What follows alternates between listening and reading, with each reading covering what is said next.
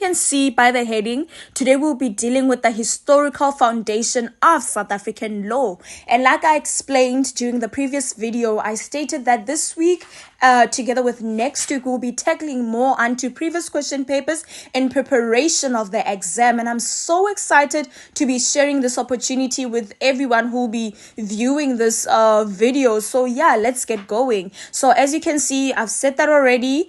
Things are straightforward, historical foundation of South African law. So what I'm going to do is that it's just going to be the same thing that I did with Club 011, aka Law of Person. I'm going to be uploading different types of question papers that were dealt preliminarily. So now let's go to the first question and get ready. Going, you know the vibe. So yeah, so the first question state that summarize the possible reasons that civil and political rights became part of national legislation so much speedier than socio-economic rights. So now in this question, first thing that should come to your mind is that you should know as to what are civil and political rights, and by knowing what are civil and political rights, you automatically grasp as to why did they overlap so much greater through the legislation and so much wider and speedier rather than the socio-economic rights developing so much greater than them. You understand me? So that being said,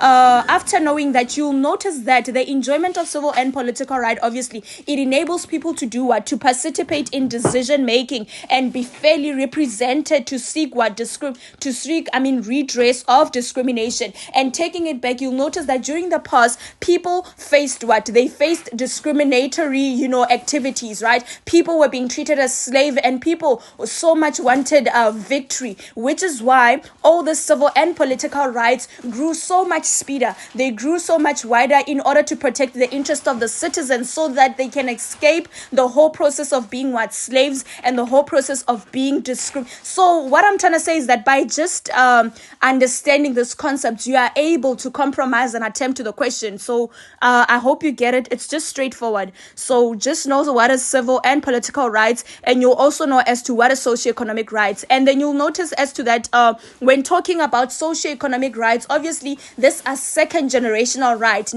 rights such as right to security, right to education, and so forth. So yeah, so it is important for you guys to take cognizance of this, and then after doing so, know as to what socioeconomic rights have been treated and what it has been claimed, and you remember that socioeconomic rights are those rights which give people access to certain basic needs which are necessary to human beings in order to dignify their lives. So which is why they did not grow so much speedier rather than the civil and the political, because the civil and the political was an overlap to fill in the gap within the people that were discriminated. So that is how you needed to tackle question 1. So let's get going to question 2. So question 2, it's just straightforward, and I guess you guys know what to do. So it says, explains the reasons of the commercial success of the Dutch, right? So now, in explaining the reasons of the commercial success of the Dutch, you have to know as to what led to the Dutch commercial success, right? And you'll notice that what led to the Dutch commercial success was with regards to the Dutch revolt that took place in the Dutch, right? So you'll notice that certain people revolted against the Spanish king, right? Because they felt that their rights were not being promoted. You understand me? Whereby when they revolted against the Spanish king, that is how the commercial success of the Dutch came into place. So by just you knowing those reasons for the Dutch revolt, you'll be able to grasp as to what really led into the commercial success of the Dutch, and also know the commercial success of the Dutch itself. You'll notice that during the commercial success of the Dutch itself, what happened is that enormous merchant fleets, whereby transport of trade overlapped, whereby even the first commercial nation in the world was established. You understand me? Whereby foreign colonies and factories and trading spots were also created, because the fact that the Dutch people revolted against the Spanish king, it actually benefited them in the sense that their commercials became a success. You understand me? Because everything was then in the hands of the society and everyone, rather than being in the hands of the Spanish king.